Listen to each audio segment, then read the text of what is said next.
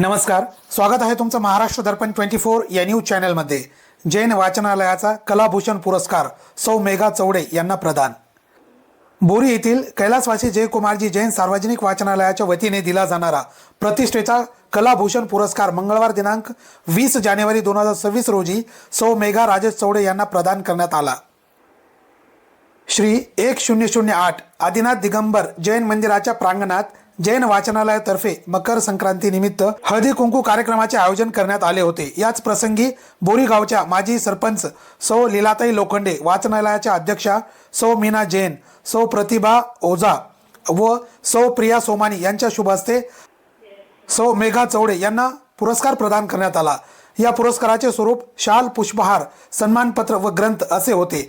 विविध कला आणि सामाजिक क्षेत्रामध्ये केलेल्या उल्लेखनीय कार्याची दखल घेत त्यांना हा सन्मान देण्यात आला। कार्यक्रमास सौ निशा लांडगे, सौ सुजाता चौबे, सौ अर्चना भागवत, सौ उन्नती पुंड, सौ सीमा चाकोते, सौ दीपाली बोरचाटे, सौ तनुजा चाकोते, सौ रुपाली बुलबुले व सौ रेखा बिटकर यांची प्रमुख उपस्थिती होती।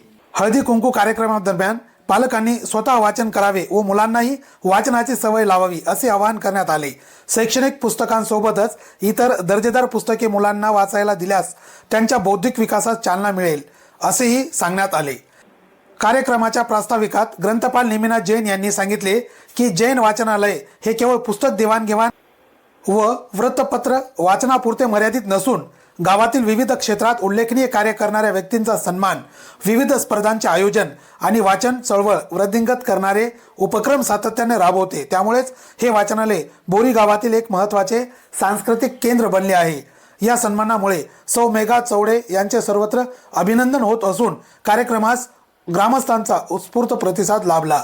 ब्युरो रिपोर्ट, महाराष्ट्र दर्पण 24।